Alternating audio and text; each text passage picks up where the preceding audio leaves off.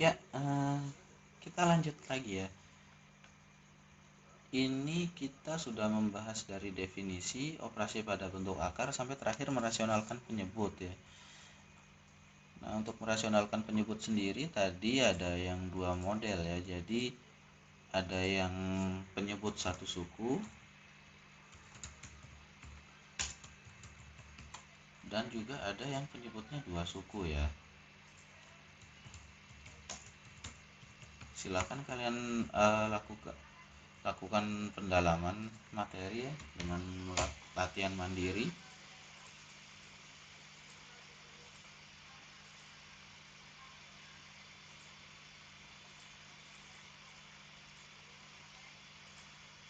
Ini ya, ini kira-kira skema yang kita pelajari ini, peta konsepnya seperti ini.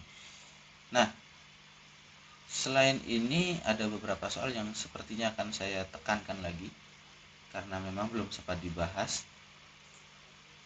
Nah, kita akan bahas beberapa soal tambahan ya. Kita coba sebentar. Saya akan pecah ya ini menjadi beberapa video kalau memang waktunya cukup panjang ya, supaya tidak terlalu lama videonya. Oke.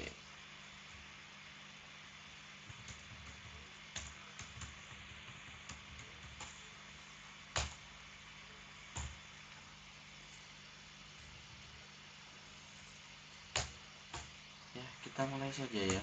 Misalnya begini. Soal yang pertama,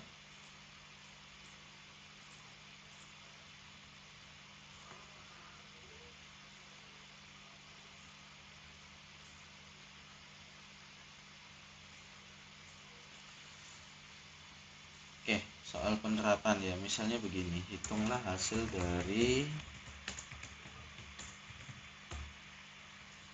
ini. Akan ada beberapa soal yang sempat saya bahas di sini tetapi barangkali tidak akan muncul di simulasi ya, tetapi itu tetap saya jelaskan saja.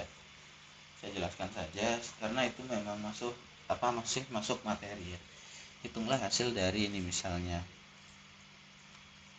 akar 200 ditambah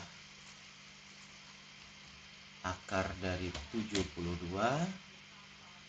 dikurangi akar dari 400. Nah, ini kayaknya terlalu besar ya. Kita gunakan angka ini ya, sudah tidak masalah, 450. Oke, angkanya agak besar. Ini ya. Nah, ini contoh soal seperti ini ada di ulangan kalian sebenarnya ya. Di simulasi itu nomor 5 ya. Ya benar. Itu di simulasi kalian itu nomor 5. Nah, itu nomor 5 ya.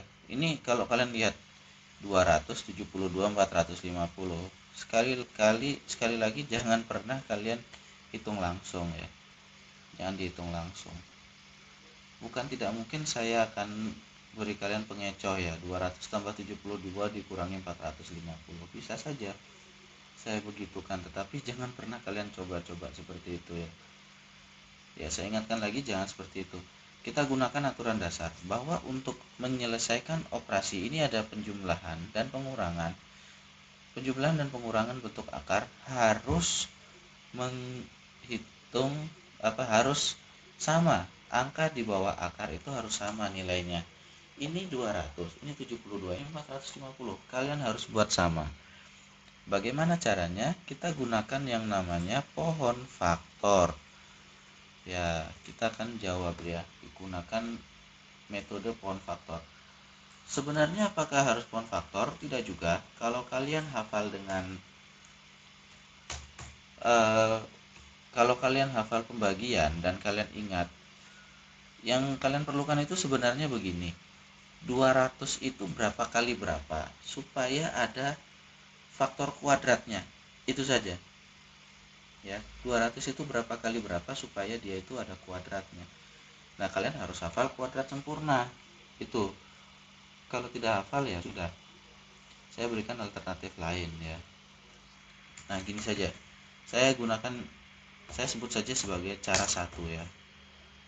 Ini alternatif bagi kalian ya. Saya selalu sediakan berbagai macam pilihan cara ya, tergantung kalian mau gunakan yang mana ya. Yang penting jangan saja jawab kertas kosong gitu ya. Oke. Cara yang pertama, jika kalian hafal dengan yang namanya faktor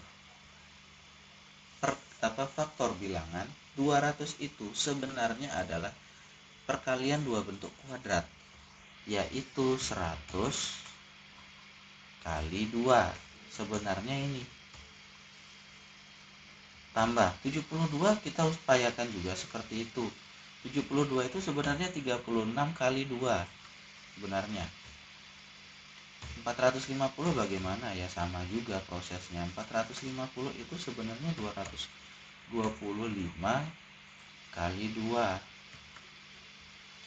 Seperti ini alternatif cara saja ya, banyak cara ya, tidak mesti menggunakan cara ini. Selama dia masih masuk akal silahkan.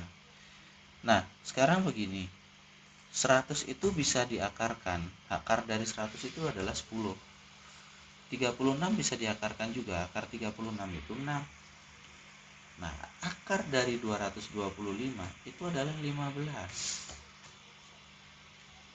Ya, jadi ini kalau kalian hafal dengan bilangan kuadrat sempurna. Silakan kalian pakai cara ini gitu ya.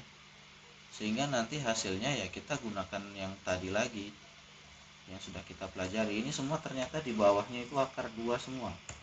Akar 2 semua. Angka di bawah tanda akar itu adalah akar 2 semua. Kalau sudah sama 2 ya silakan kalian kerjakan biasa. Oke, sekarang saya hitung. Berarti ini adalah 10 tambah 6 kurang 15. Seperti itu dia. Nah, kalian bisa hitung biasa sekarang.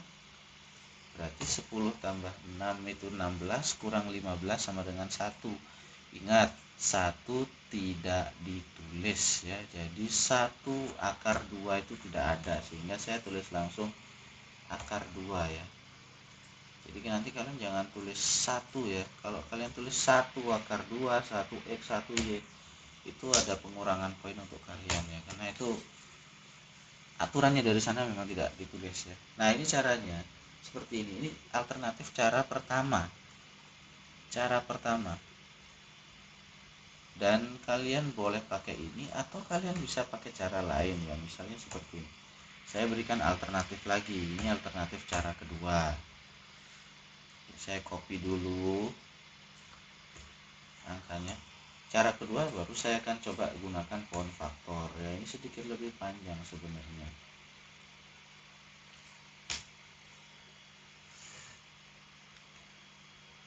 Nah, berarti pohon faktornya saya taruh di atas saja ini ya, supaya jelas nanti kalian skema berpikirnya bagaimana. Oke, ini agak sedikit lama ya, karena pohon faktor itu lumayan. Nah, kalau melihat kemungkinan lama seperti ini, sepertinya videonya saya cukupkan di sini dulu ya. Nanti untuk alternatif cara kedua kita bahas di video baru saja. Kita pakai video lain saja ya, supaya tidak terlalu panjang durasinya. Oke, kita cukupkan dulu sampai di sini ya. Sampai ketemu di video selanjutnya.